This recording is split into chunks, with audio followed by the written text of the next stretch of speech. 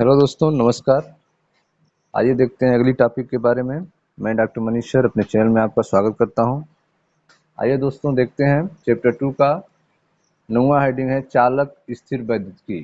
चालक स्थिर वैद्युतिकी क्या होता है, आप ध्यान से समझिएगा।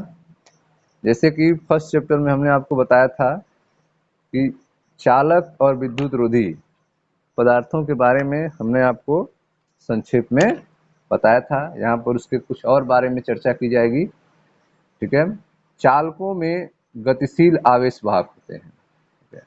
आपको बताया गया कि चालक जो होते हैं उनमें गतिशील आवेश वाहक होते हैं, अर्थात चालकों के अंदर ऐसे आवेश होते हैं जो इलेक्ट्रिसिटी को ले जाने का काम करते हैं। चालकों में गतिशील आवेश वाहक होते हैं जो मूवमेंट करते हैं। यह गतिशील आवेश वाहक इलेक्ट्रॉन होते हैं। धात्विक चालकों में ये वाहक इलेक्ट्रॉन होते हैं। चालकों में गतिशील आवेश वाहक होते हैं, आवेश को ले जाने वाले होते हैं। अगर धात्विक चालक है तो उसमें ये वाहक कौन से होंगे? इलेक्ट्रॉन होंगे। ये कौन से इलेक्ट्रॉन होंगे? धातुओं में बाह्य संयोजी इलेक्ट्रॉन अपने परमाणुओं से अलग होकर गति करने के लिए मुक्त होते हैं। धातुओं में दो तरह के इलेक्ट्रॉन होते हैं। एक होते हैं जो नाभिक से मजबूती से बंधे होते हैं, जो अंदर वाली कक्षाओं में होते हैं। ठीक है। जो बाहर वाली कक्षाएं होती हैं जिन्हें संयोजी कक्षाएं कहते हैं, बैलेंस सेल कहते हैं, उन पर नाभिक का आकर्षण बल जो है कमजोर होता है। बाहर वाली कक्षाओं पर नाभिक का आकर्षण बल कमजोर होता है, जिससे बाहर के कक्षाओं के इलेक्ट्रॉन जो हैं मुक्त गति करने के लिए स्वतंत्र होते हैं। ठीक है। थोड़ा भी उनको कहीं से एनर्जी मिल जाए थर्मल हेजिटेशन के कारण, हीट के कारण, तो वह अपनी बाहरी कक्षा को छोड़ देते हैं और धातु में गति करने लगते हैं। अगर इनको विद्युत क्षेत्र दे दिया जाए तो एक निश्चित दिशा में ये गति करने लगते हैं। तो धात्विक चालकों में गतिशील आवेश वाहक होते हैं। चालकों में गतिशील आवेश वाहक होते हैं, अर्थात चालकों में आवेश वाहक क्या करेंगे? गतिशील होंगे, मूवमेंट करेंगे। धात्विक चालकों में ये आवेश वाहक इलेक्ट्रॉन होते हैं। अगर धात्विक चालक है तो उसमें आवेश वाहक क्या होगा? इलेक्ट्रॉन होगा।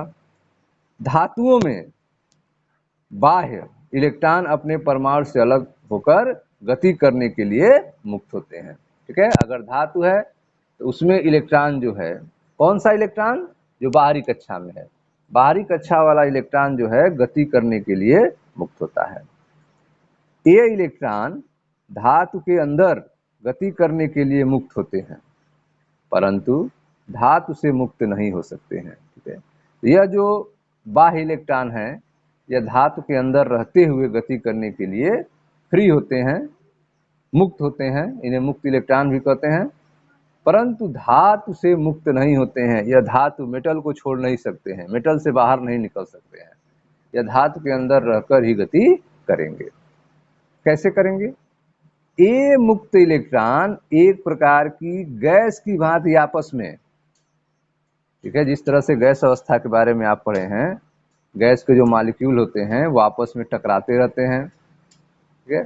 ये इलेक्ट्रॉन एक प्रकार के गैस की भांति आपस में परस्पर तथा आयनों से टकराते हैं और विभिन्न दिशाओं में रैंडम गति करते हैं।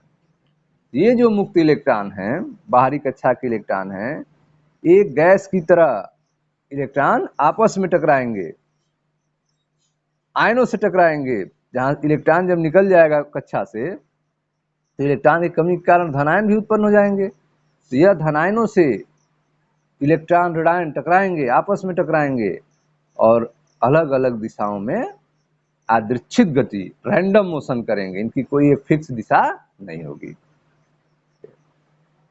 किसी बाह्य विद्युत क्षेत्र में ये क्षेत्र की दिशा के विपरीत बहते हैं।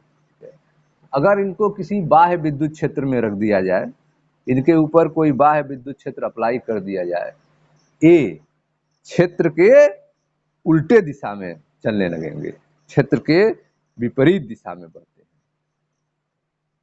ठीक है, तो आपने देखा चालकों में गतिशील आवेशवाहक होते हैं, धात्विक चालक में अवाहक इलेक्ट्रॉन होते हैं।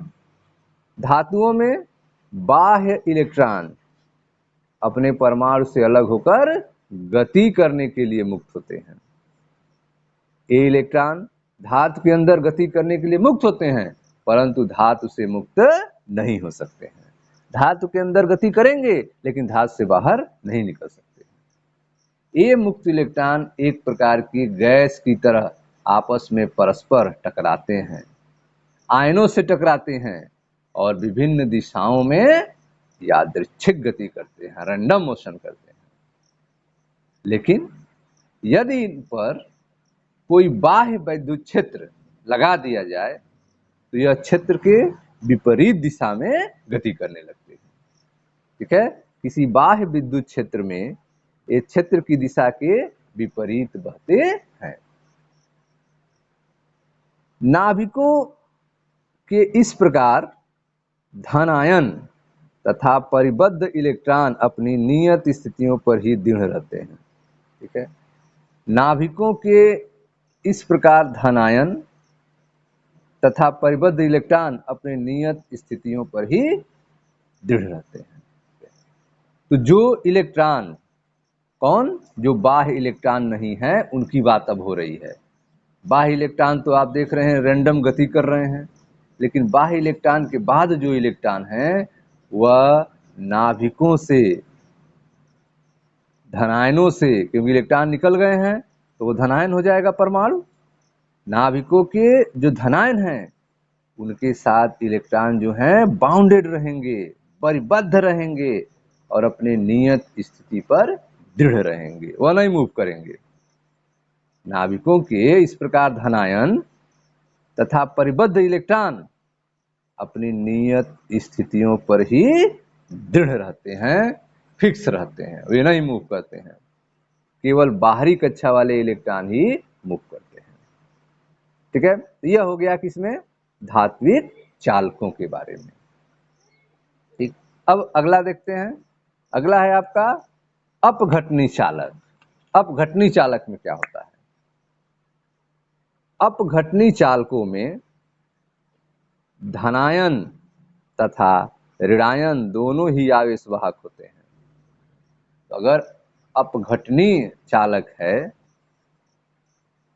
तो वह टूट जाएगा दो भागों में, धन आयन में और ऋण आयन में। जैसे आपका नमक है, इसको वाटर में आप डिजॉल्व करेंगे तो दो भागों में टूट जाएगा, NaCl दो भागों में टूट जाएगा, Na प्लस में और Cl माइनस में। तो एक धनायन हो गया Na प्लस और एक Cl माइनस क्या हो गया, ऋणायन हो गया। अब यह दोनों गति करेंगे, धनायन भी गति करेंगे, ऋणायन भी गति करेंगे, किसमें, अपघटनी चालकों। लेकिन धात्विक चालकों में कौन गति करेगा, बाह्य इलेक्ट्रॉन गति करेंगे। अपघटनी चालकों में धनायन तथा ऋण आयन दोनों ही आवेशवाहक होते हैं। अपघटनी चालकों में आवेश को ले जाने वाले काम कौन करेगा, दोनों करेंगे, धनायन भी करेंगे, ऋणायन भी करेंगे। अर्थात अपघटनी चालकों में धनायन तथा ऋणायन दोनों ही आवेशवाहक होते हैं।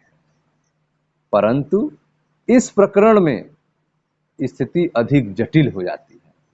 ठीक है, अपघटनी चालकों में धन आयन ऋण आयन दोनों आवेश के वाहक होते हैं, लेकिन इस कंडीशन में, इस स्थिति में, इस प्रकरण में स्थिति जो है धात्विक चालकों की तुलना में कॉम्प्लेक्स हो जाती है, जटिल हो जाती है।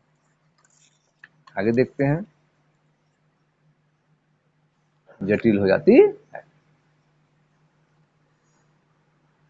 आवेश वाहकों की गति, ठीक है, किसमें, जो आप पढ़ रहे हैं जिसमें धनायन और ऋणायन होते हैं आवेश वाहक, उसमें बताया जा रहा है आवेश वाहकों की गति बाह्य विद्युत क्षेत्र के साथ साथ रासायनिक बलों द्वारा भी प्रभावित होती है। ठीक है, तो इस कंडीशन में जो धनायन और ऋणायन हैं उनमें बाह्य विद्युत क्षेत्र के साथ साथ रासायनिक बलों द्वारा भी प्रभावित होगी। ठीक है, यह बाह्य विद्युत क्षेत्र पर निर्भर भी करेगा और रासायनिक बल पर भी डिपेंड करेगा। तो इस तरह से आपने देखा कि अपघटनी अगर चालक है तो उसमें आवेश वाहक धनायन और ऋणायन दोनों होते हैं। ठीक, आवेश वाहकों की जो गति है वह बाह्य विद्युत क्षेत्र पर भी निर्भर करती है और इसके साथ साथ रासायनिक बलों द्वारा भी प्रभावित होती है। तो अपघटनी चालक में आवेश वाहक गति 2 पर निर्भर करेगी, आधात्मिक चालक में केवल 1 पर, बाह्य विद्युत क्षेत्र पर। अपघटनी चालक में 2 पर, किस पर? बाह्य विद्युत क्षेत्र पर और रासायनिक बलों पर। ठीक है, अब जो है यहां पर हम अपने चर्चा का विषय जो है केवल ठोस धात्विक चालक तक सीमित रखेंगे। ठीक है, तो जो भी बातें आपको बताई जाएगी वह ठोस धात्विक चालकों के बारे में ही बताई जाएगी। ठीक है ना, तो हम ठोस धात्विक चालक के बारे में हम यहाँ पे चर्चा करेंगे, न कि अपघटनी चालक के बारे में। तो आइए देखते हैं ठोस धात्विक चालक की क्या क्या विशेषताएं होती हैं, क्या क्या क्वालिटी गुण होते हैं, उनके बारे में चर्चा करते हैं।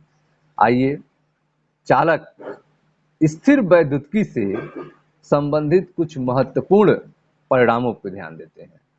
ठीक है, तो पहला जो रिजल्ट है वह है चालक के भीतर स्थिर वैद्युत क्षेत्र शून्य होता है। कंडक्टर है, चालक है, जो आवेश का वाहन कर रहा है, उसके अंदर क्या होता है, चालक के भीतर क्या होता है और चालक के सतह पर क्या होता है।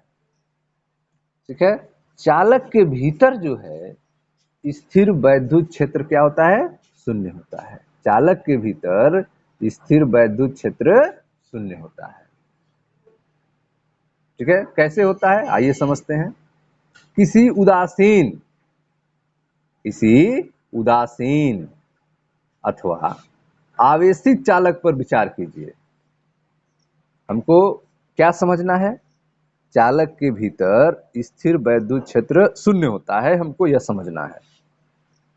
ठीक है, कोई चालक है आपके पास, वह उदासीन है, मतलब धन आयन ऋण आयन की संख्या बराबर है, न्यूट्रल है, उदासीन है, अथवा आवेशित चालक है, मतलब उस पर धन चार्ज है या फिर ऋण चार्ज है। इस पर हम विचार कर रहे हैं कि हमारे पास एक चालक है जो या तो उदासीन है या फिर आवेशित है। किसी उदासीन अथवा आवेशित चालक पर विचार कीजिए। यहां कोई बाह्य वैद्युत क्षेत्र भी हो सकता है।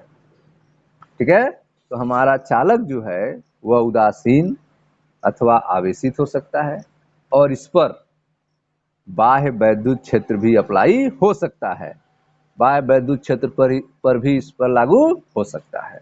इस कंडीशन में क्या होगा? स्थैतिक स्थिति में जब चालक के भीतर अथवा उसके पृष्ठ पर कोई विद्युत धारा नहीं होती, ठीक है, स्थैतिक स्थिति में, स्थैतिक स्थिति कब होगी? जब चालक के भीतर अथवा उसके सरफेस पर कोई करंट का फ्लो न हो। स्थैतिक स्थिति की बात हो रही है। स्थैतिक स्थिति में जब चालक के भीतर अथवा उसके पृष्ठ पर कोई विद्युत धारा नहीं होती, उस कंडीशन में तब चालक के भीतर हर स्थान पर स्थिर वैद्युत क्षेत्र शून्य होता है। चालक के भीतर हर स्थान पर स्थिर वैद्युत क्षेत्र क्या होगा? शून्य होगा। कब होगा? स्थैतिक स्थिति में होगा, जब चालक के भीतर अथवा उसके पृष्ठ पर कोई विद्युत धारा नहीं होती। उस कंडीशन में चालक के भीतर हर स्थान पर स्थिर वैद्युत क्षेत्र शून्य होता है। ठीक है, तो चालक के भीतर हर स्थान पर स्थिर वैद्युत शून्य होगा। कब होगा? जब चालक के भीतर अथवा उसके पृष्ठ पर कोई धारा नहीं होगी, तब यह होगा। ठीक है, इस तथ्य को किसी चालक को परिभाषित करने के गुण के रूप में माना जा सकता है। ठीक है, चालक में मुक्त इलेक्ट्रॉन होते हैं, ये तो हमने शुरू में ही बताया। जो बाहरी कक्षा के इलेक्ट्रॉन होते हैं, बाह्य कक्षा वाले, उन पर नाभिक की उतना मजबूती से बल नहीं लग पाता है, जिससे वह थोड़ा सा थर्मल हेजिटेशन के कारण, थोड़ा सा हीट मिलने के कारण वो अपनी बाह्य कक्षा को छोड़ देते हैं और मुक्त रूप से चालक में घूमने लगते हैं। ऐसे ही इलेक्ट्रॉन को मुक्त इलेक्ट्रॉन कहा जाता है। तो चालक में मुक्त इलेक्ट्रॉन होते हैं। ठीक, जब तक विद्युत क्षेत्र शून्य नहीं है, मुक्त आवेश वाहक एक बल का अनुभव करेंगे और उनमें बहाव होगा।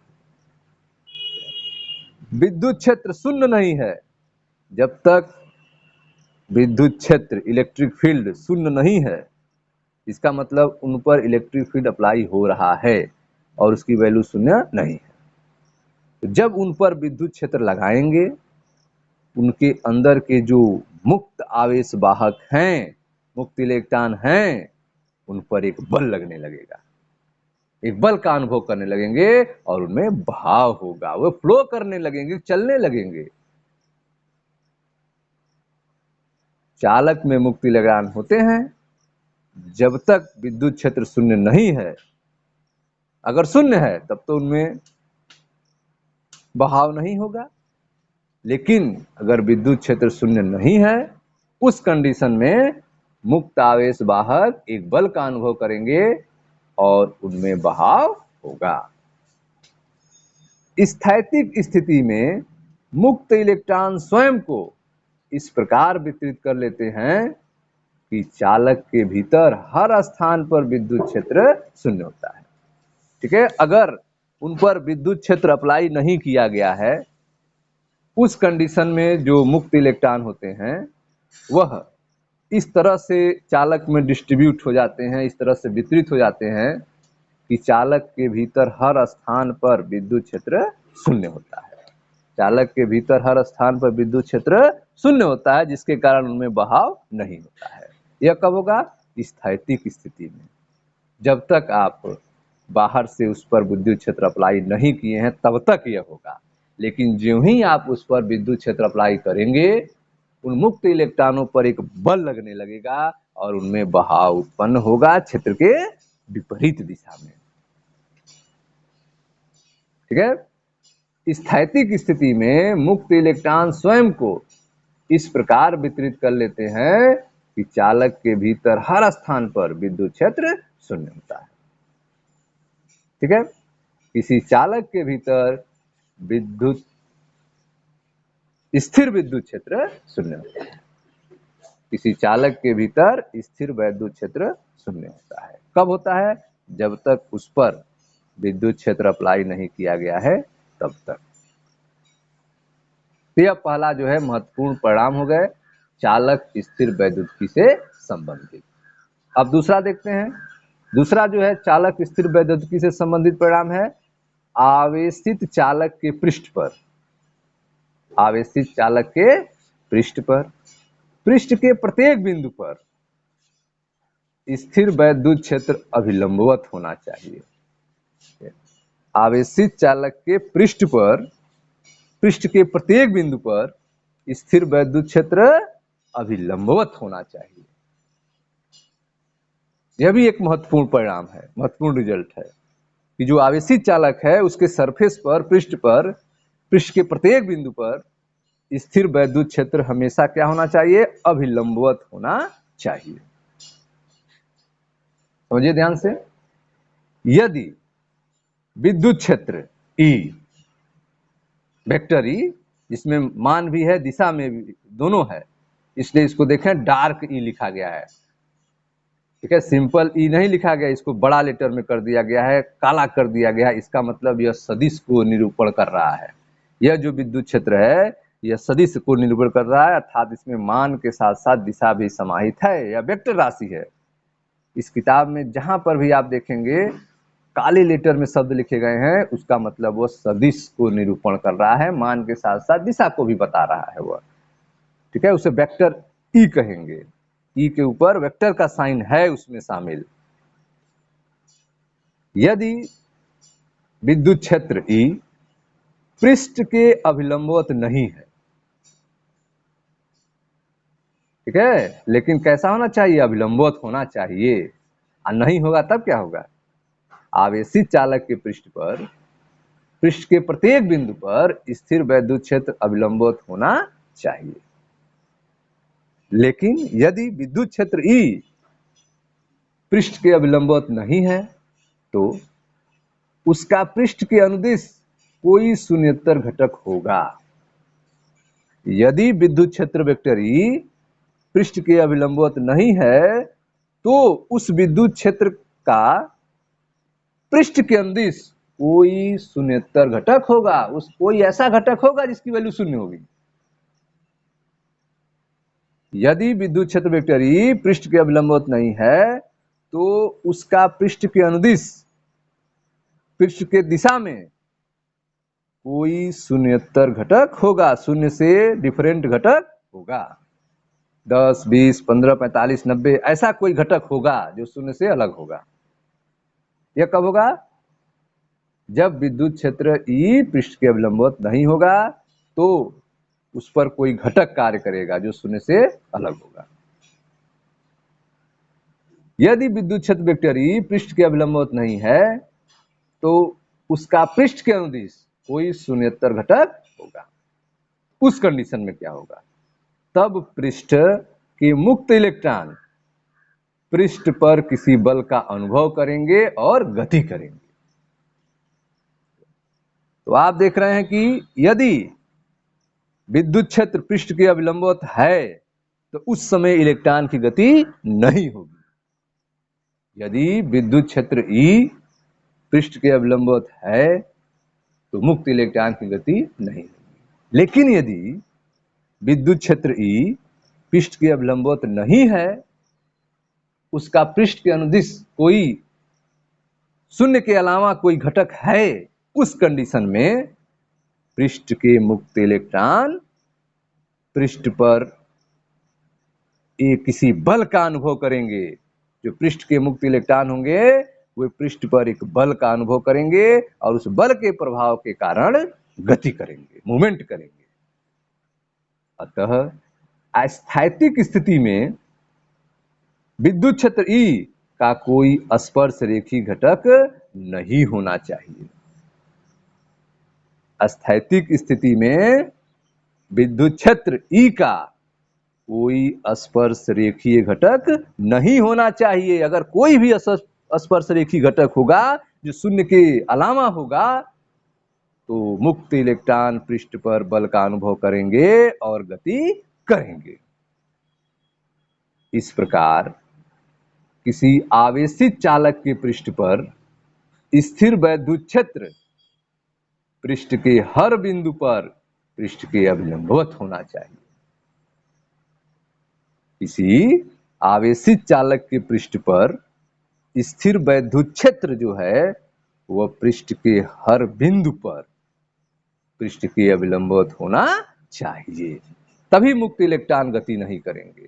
लेकिन अगर कहीं किसी भी बिंदु पर शून्य के अलावा कोई घटक काम करने लगेगा विद्युत क्षेत्र ई का तो बल लगने लगेगा मुक्त इलेक्ट्रॉनों पर और मुक्त इलेक्ट्रॉन गति करने लगेंगे। ठीक है। किसी चालक के लिए जिस पर कोई पृष्ठीय आवेश घनत्व नहीं है उसके पृष्ठ तक पर भी क्षेत्र शून्य होता है। ठीक है। अगर कोई चालक है उस पर पृष्ठीय आवेश घनत्व नहीं है, उस कंडीशन में भी उसके पृष्ठ तक, ठीक है, उसके सरफेस पर भी क्षेत्र शून्य होता है। उसके पृष्ठ तक पर भी क्षेत्र क्या होता है? शून्य होता है। विद्युत क्षेत्र शून्य होता है। कब होगा? जब उसके पृष्ठीय आवेश घनत्व नहीं होगा तब होगा। ठीक है। तो इस तरह से आपने देखा चालक स्थिर वैद्युतिकी से संबंधित दूसरा रिजल्ट, आवेशित चालक के पृष्ठ के प्रत्येक बिंदु पर स्थिर वैद्युत क्षेत्र अभिलंबवत होना चाहिए।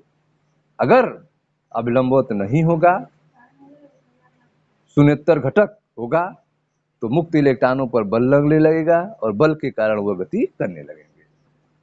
ठीक है, तीसरा रिजल्ट देखें। स्थैतिक स्थिति में किसी चालक के अभ्यंतर में कोई अतिरिक्त आवेश नहीं हो सकता है। स्थैतिक स्थिति में किसी चालक के अभ्यंतर में कोई एक्स्ट्रा आवेश नहीं हो सकता है। स्थैतिक स्थिति में किसी चालक के अभ्यंतर में कोई अतिरिक्त आवेश नहीं हो सकता है। समझते हैं इसको? देखें ध्यान से। किसी उदासीन चालक के प्रत्येक लघु आयतन, चालक कैसा है? उदासीन है, न्यूट्रल है, अर्थात उसमें धन और ऋण आवेशों की संख्या बराबर है। किसी उदासीन चालक के प्रत्येक लघु आयतन, ठीक है, उसके छोटे छोटे भाग लघु आयतन अथवा पृष्ठीय अवयव, उसके सरफेस वाले जो एलिमेंट है, सरफेस वाले भाग हैं, या फिर उसके छोटे छोटे जो आयतन्स हैं में धनात्मक तथा ऋणात्मक आवेश समान मात्रा में होते हैं। तो उदासीन अगर चालक है, इसका मतलब उसके प्रत्येक छोटे छोटे आयतन में या फिर उसके प्रत्येक पृष्ठीय अवयव में धन और ऋण आवेश की मात्रा समान है, तभी वह उदासीन चालक है। अगर ऐसा नहीं होगा तो उदासीन नहीं होगा, वो आवेशित हो जाएगा। किसी उदासीन चालक में प्रत्येक लघु आयतन अथवा पृष्ठीय अवयव में धनात्मक तथा ऋणात्मक आवेश समान मात्रा में होते हैं। ठीक है? जब किसी चालक को आवेशित किया जाता है, जब किसी चालक पर चार्ज दिया जाता है, जब किसी चालक को आवेशित किया जाता है, तो स्थैतिक स्थिति में अतिरिक्त आवेश केवल उसके पृष्ठ पर विद्यमान रहता है। तो जब किसी चालक को आवेश दिया जाएगा, तो जो दिया गया आवेश है वो रहेगा कहां? दिया गया आवेश केवल उसके पृष्ठ पर उपस्थित रहेगा, उसके सरफेस पे उपस्थित रहेगा, उसके अंदर नहीं जाएगा।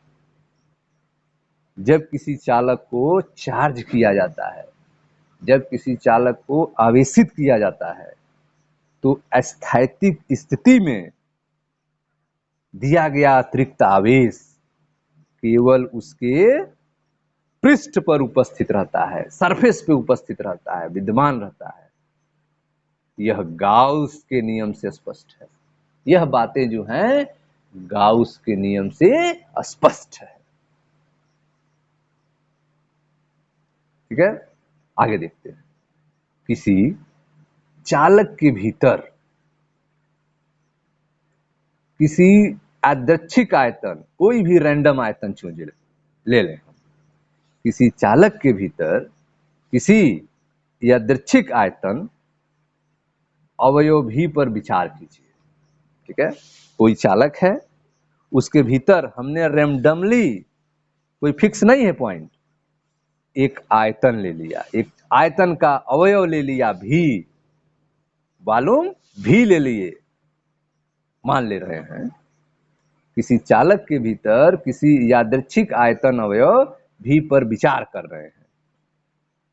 आयतन अवयव भी का, ठीक है, आयतन अवयव जो हम लिए हैं, आयतन अवयव भी को परिबद्ध करने वाले किसी बंद पृष्ठ S पर जो हमने आयतन अवयव लिया है, उस आयतन अवयव को जो बाउंडेड करेगा, जो घेरेगा सरफेस, ठीक है, परिबद्ध करने वाले किसी बंद पृष्ठ, उस आयतन को घेरने वाला कोई बंद पृष्ठ यस पर स्थिर वैद्युत क्षेत्र शून्य होता है।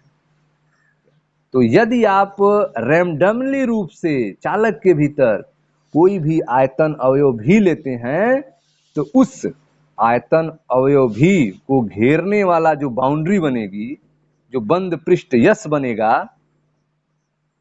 उस पर स्थिर वैद्युत क्षेत्र शून्य होता है। इस प्रकार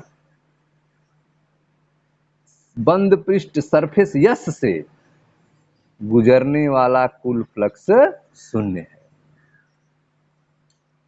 जो आपने आयतन अवयव भी लिया है और उस आयतन अवयव भी से जो घेरने वाला है, उस आयतन अवयव भी को जो बाउंडेड सरफेस बन रहा है, बंद पृष्ठ यस बन रहा है, उसका स्थिर वैद्युत क्षेत्र शून्य होगा। इसका मतलब क्या हुआ? अर्थात यस से गुजरने वाला कुल फ्लक्स शून्य है।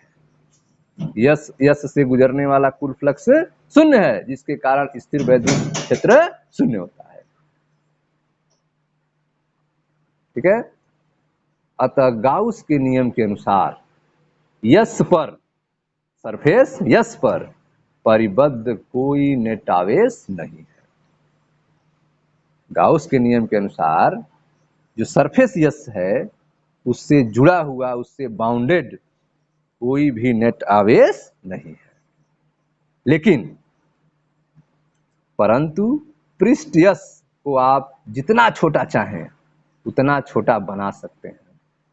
सरफेस यस को आप जितना छोटा चाहें उतना छोटा बना सकते हैं। अर्थात आयतन भी को अत्यल्प बनाया जा सकता है। ठीक है। सरफेस यस को आप जितना छोटा चाहे उतना छोटा बना सकते हैं।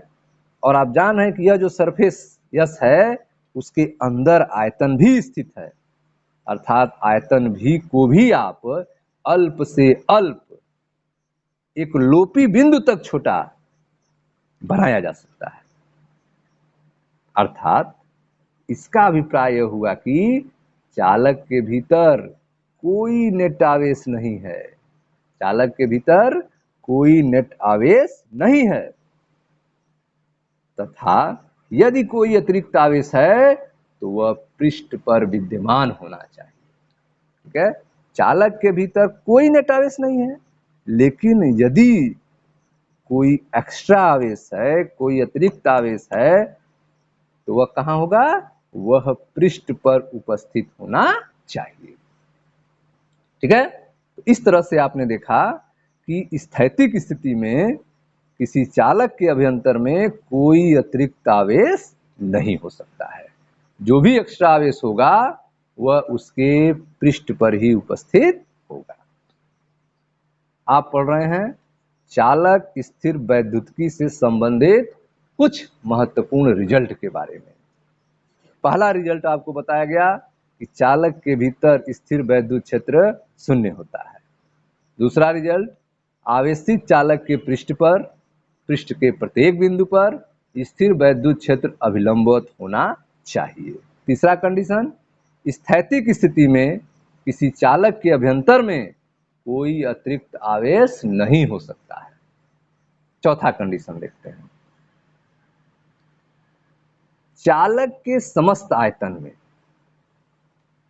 चालक के समस्त आयतन में, कंप्लीट आयतन में स्थिर विद्युत विभव नियत रहता है। चालक के समस्त आयतन में स्थिर वैद्युत विभव नियत रहता है, तथा इसका मान इसके पृष्ठ पर भी समान, कितना? जितना भीतर है, भीतर के बराबर होता है। चालक के समस्त आयतन में स्थिर वैद्युत विभव नियत होता है, तथा इसका मान इसके पृष्ठ पर भी समान होता है। जितना भीतर होता है उतना सरफेस पर भी होता है। ठीक है। आइए इस बात को समझते हैं। जैसे ऊपर आपने पहला और रिजल्ट, दूसरा रिजल्ट देखा कि अर्थात चालक के भीतर स्थिर वैद्युत क्षेत्र शून्य होता है, और दूसरा आपने देखा आवेशित चालक के पृष्ठ पर, पृष्ठ के प्रत्येक बिंदु पर स्थिर वैद्युत क्षेत्र अभिलंबित होना चाहिए। यह जो तीसरा जो परिणाम आप देखें उसकी बात नहीं हो रही है। उपरोक्त परिणाम 1 और 2 का यह अनुवर्ती परिणाम है। अर्थात अगर विद्युत क्षेत्र शून्य होगा तो वहां पर स्थिर वैद्युत विभव नियत होगा, चाहे वो पृष्ठ पर हो चाहे पृष्ठ के भीतर हो।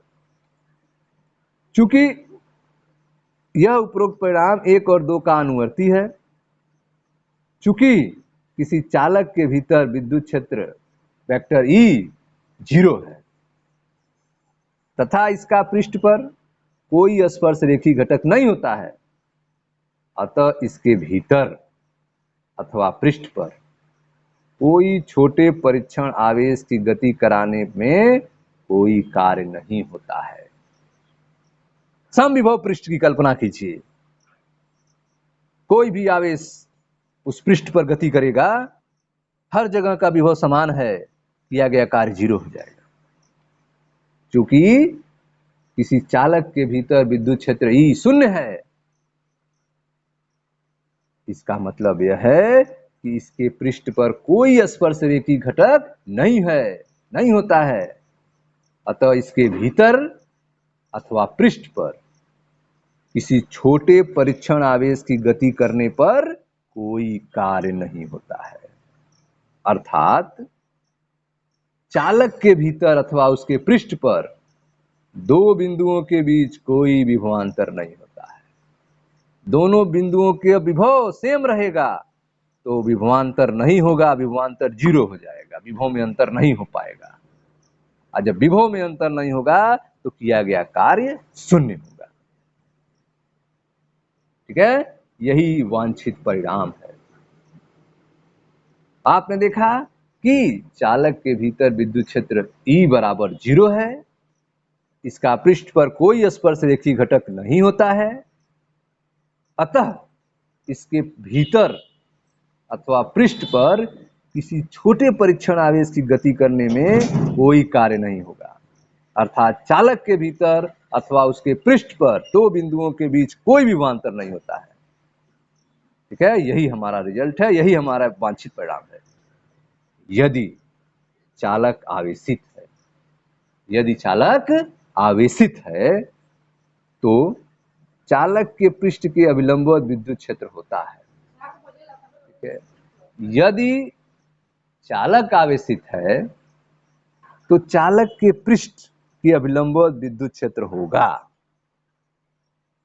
इसका यह अभिप्राय है कि चालक के पृष्ठ के किसी बिंदु का, यदि चालक आवेशित है तो चालक के पृष्ठ के अभिलंबवत विद्युत क्षेत्र होगा। इसका मतलब क्या हुआ? इसका मतलब, इसका अर्थ यह है कि चालक के पृष्ठ के किसी बिंदु का विभव, चालक के पृष्ठ के किसी बिंदु का विभव चालक से तुरंत बाहर के बिंदु के विभव से भिन्न होगा। चालक के पृष्ठ के किसी बिंदु का विभव जो है वह चालक के तुरंत बाहर के बिंदु के विभव से भिन्न होगा, अर्थात पोटेंशियल डिफरेंस होगा, विभवांतर में अंतर होगा।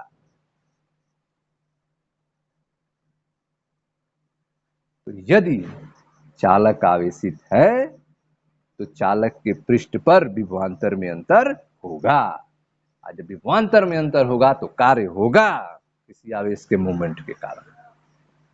यदि चालक आवेशित है तो चालक के पृष्ठ के अभिलंबवत विद्युत क्षेत्र होता है। इसका अभिप्राय है कि चालक के पृष्ठ के किसी बिंदु का विभव चालक के तुरंत बाहर के बिंदु के विभव से भिन्न होगा, अंतर होगा।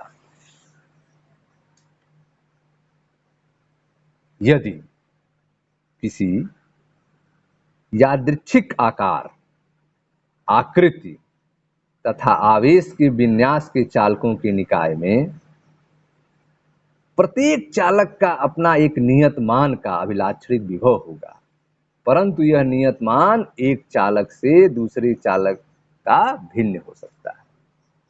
ठीक है, किसी रैंडम आकार का, आकृति का तथा आवेश विन्यास के चालक के निकाय में, सिस्टम में प्रत्येक चालक का अपना एक नियत मान का अभिलाक्षणिक विभव होगा।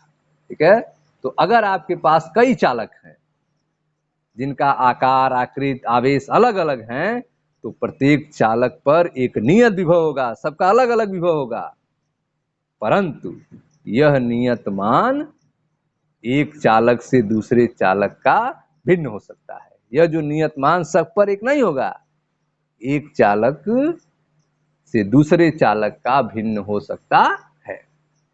ठीक है, तो इस तरह से आपने चौथा गुण देखा कि चालक के समस्त आयतन में स्थिर वैद्युत विभव नियत रहता है तथा इसका मान इसके पृष्ठ पर भी समान, चाहे बाहर हो चाहे भीतर हो, बराबर होता है।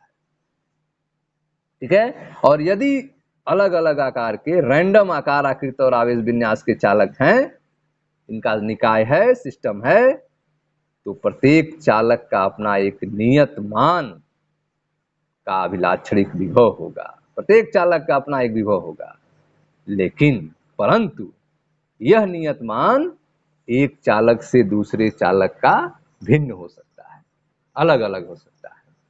ठीक है, पांचवी प्रॉपर्टी देखते हैं। आप पढ़ रहे हैं चालक स्थिर वैद्युतिकी से संबंधित कुछ महत्वपूर्ण परिणामों के बारे में। पहला आपने देखा चालक के भीतर स्थिर वैद्युत क्षेत्र शून्य होता है।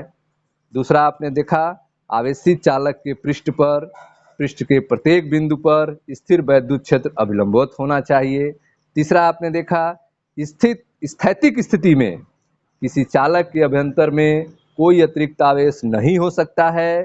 चौथा आपने देखा चालक के समस्त आयतन में स्थिर वैद्युत विभव नियत रहता है तथा इसका मान इसके पृष्ठ पर भी समान भीतर के बराबर होता है।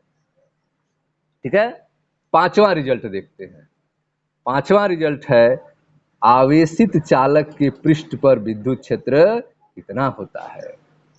आवेशित चालक के पृष्ठ पर विद्युत क्षेत्र वेक्टर ई बराबर सिग्मा बटे एप्सिलॉन नॉट होता है, यूनिट वेक्टर n दिशा के साथ।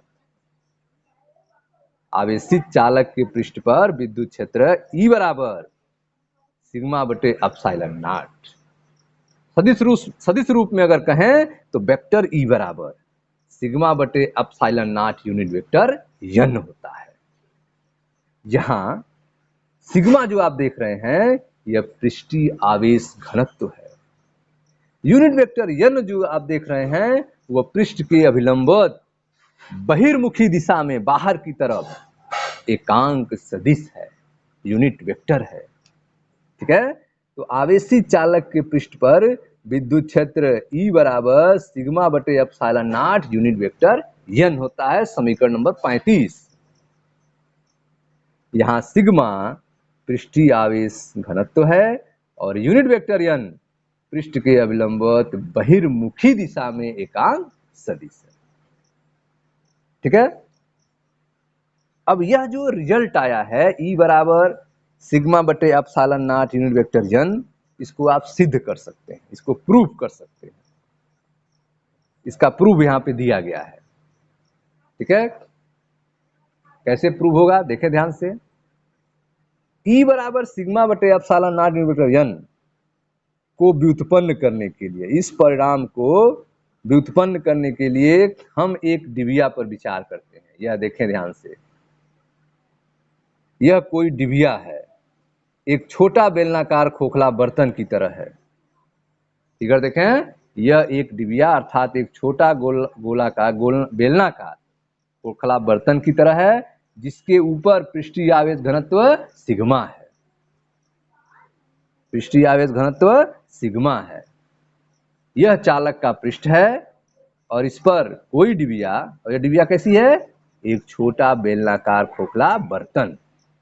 फिगर में दिखाए गए हैं पृष्ठ के किसी बिंदु P के परितः, पृष्ठ पर हम कोई भी बिंदु लें उसके परितः गाउसीय पृष्ठ के रूप में चुनिए। ठीक है, एक सरफेस आपको लेना होगा, यहाँ पर बेलनाकार खोखला रूप लिया गया है गाउसियन सरफेस के रूप में। इस डिबिया के कुछ भाग चालक के पृष्ठ के बाहर और कुछ भाग चालक के पृष्ठ के भीतर हैं। ठीक है, यह पृष्ठ आप देख रहे हैं, यह चालक का पृष्ठ है। यह जो छोटा बेलनाकार खोखला बर्तन के रूप में इसको दिखाया जा रहा है। इसका कुछ भाग इस चालक के पृष्ठ के बाहर है और कुछ भाग इस चालक के पृष्ठ के अंदर है।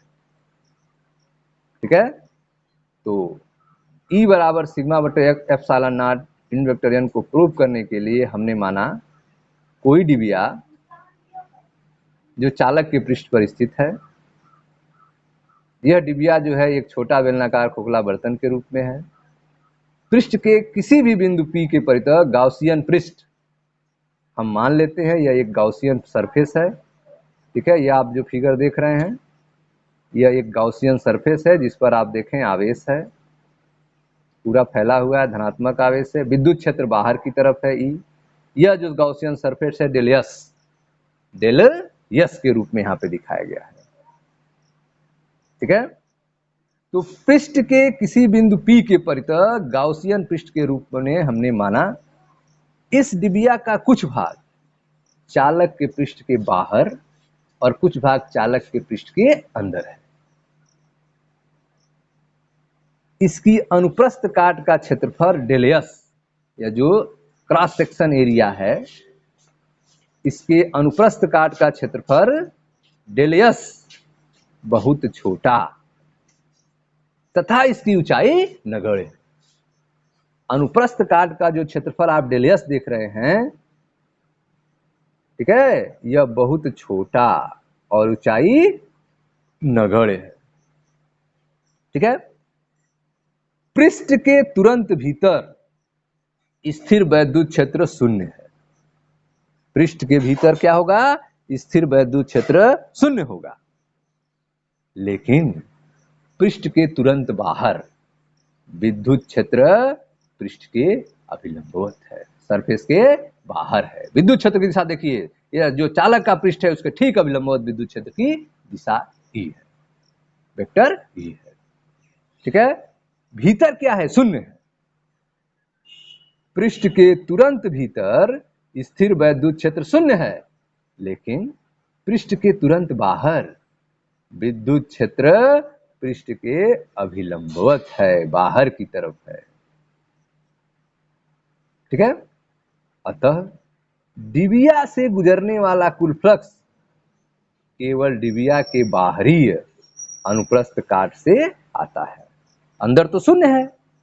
डिबिया से गुजरने वाला कुल फ्लक्स कहां से आएगा?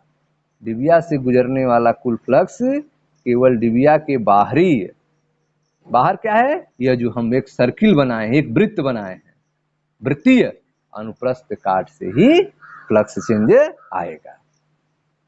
क्या होगा? कितना होगा? यह plus minus E del S होगा।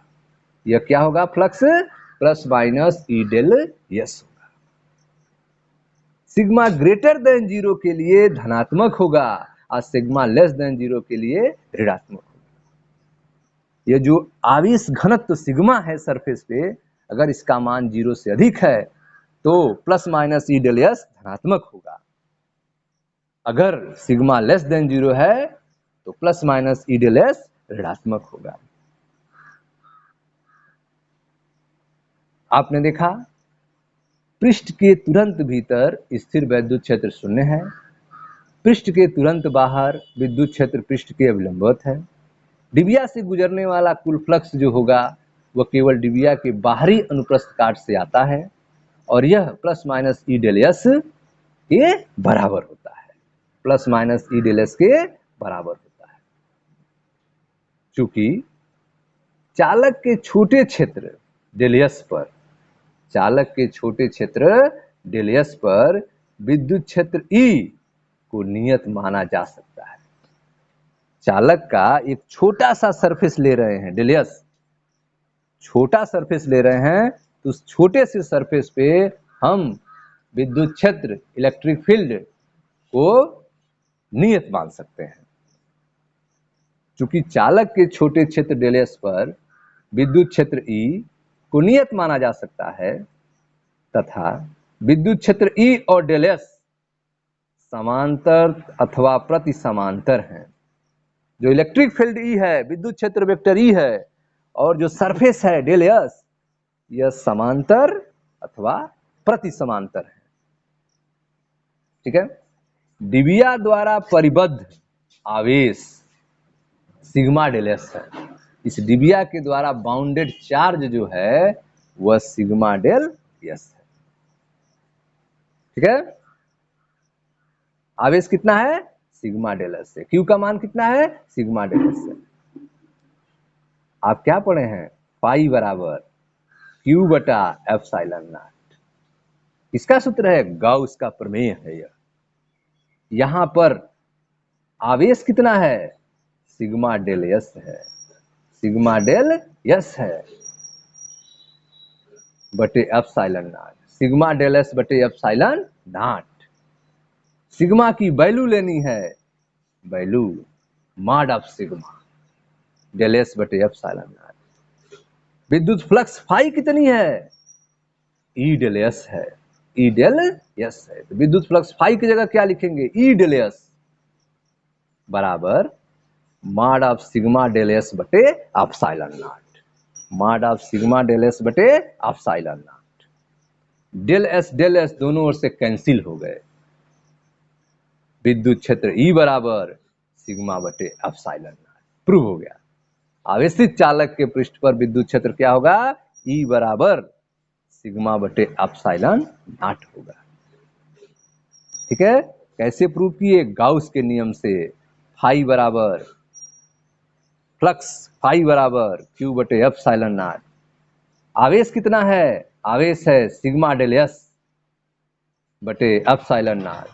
फ्लक्स कितना है? ई डेल एस है। डेल एस हट गए। ई बराबर सिग्मा बटे एप्सिलॉन। ठीक है, इस तथ्य को सम्मिलित करते हुए कि विद्युत क्षेत्र पृष्ठ के अभिलंबवत है। विद्युत क्षेत्र क्या है? पृष्ठ के अभिलंबवत है। यह जो समीकरण 35 जो आपको मिला है, ई बराबर वेक्टर ई बराबर सिग्मा बटे एप्सिलॉन नॉट न्यूटन एन